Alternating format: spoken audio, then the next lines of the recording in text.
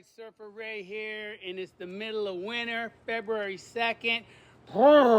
It's freezing. Not really. This has just been like this consistently the last few years. It's the middle of winter. It's almost 70 degrees. The bees are exploding. We have giant eucalyptus trees that are like, they look like Christmas trees. They have so many flowers on them. And, you know, and these bees are just going like, this was an overwintered nuke.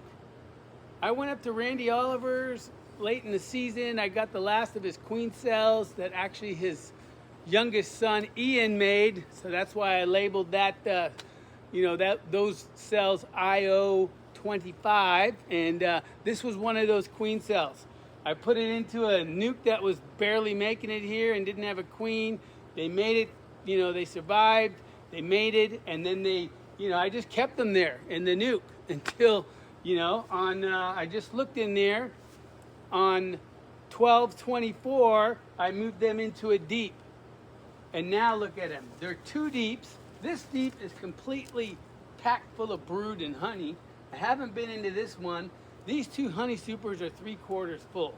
And so what I'm planning on doing this year, which is a little bit different, usually I make a bunch of splits because I'm selling lots of nukes. But this year we're not going to be selling a lot of nukes. We're just going to be mainly making nukes to keep up with our 50 plus clients and our honey production. And so we're going to try to produce more honey this year because actually I've been selling a lot of honey. And so we're going to do the Demaree splits. We're going to try that. And so I've already been in this hive earlier. I found the queen. She's in a queen cage right there. And what I'm going to do is I'm going to take everything out of here off to the bottom board. And then I got another deep over here, all drawn out comb. I'm going to throw that down in there. I'm going to throw in a frame of cap brood.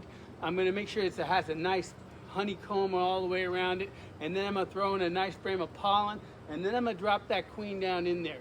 And I'm going to put on a queen excluder. I'm going to put on the two honey supers next. And then these two brood boxes, I'm going to put them on top. So the queen will be down below, and the brood will be up top. They'll have the honey supers in between them. So that kind of creates like an artificial swarm.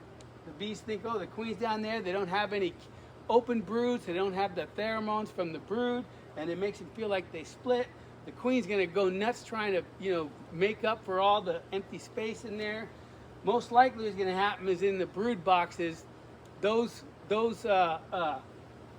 bees are going to make emergency cells. And so there's different things about how you can handle that. What I'm going to do with this hive is I'm going to let them go ahead and make emergency cells, and then I'm going to pull a nuke out and keep the best cells for that and make a split so I can make a nuke out of it. And then the rest of them, I'll squish them down, and then I'll let them backfill those full of honey. So that's the game plan. We'll check in with you as you go. Here's where we're at. I successfully relocated the queen down in this lower brood box. I gave him a frame of cap brood, 2 frames of nectar pollen, put on the 2 honey supers. Look at that beautiful white comb, man. That's just awesome. And now I'm going to put these 2 brood boxes on. The bottom brood box, like I said, was packed full of honey and brood. The lower brood box had a lot of nectar stores and pollen, but not a lot of brood in it yet. So I'm going to put that one next, so create even more space between the queen and the brood, which I'm going to put on the very top. And then we're going to wrap it up. All right, there you have it. I was off on the date. It was actually 11/26 is when I added the first deep. So, but still, that's pretty darn good from a nuke to this in a couple months. So the queen's down below.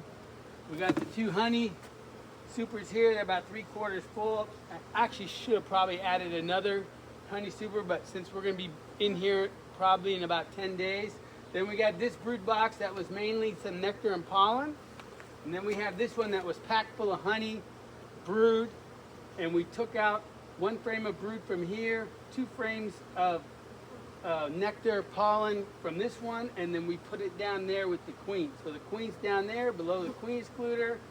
She's got some resources. All the foragers are going to go in there. The nurse bees are all still up here. They're going to take care of this. And so we'll see what happens in 10 days. Well, I won't see because I'll be in Kauai. But my boys will be here working it and figuring it all out. And we'll take some more video then. All right, thanks for watching.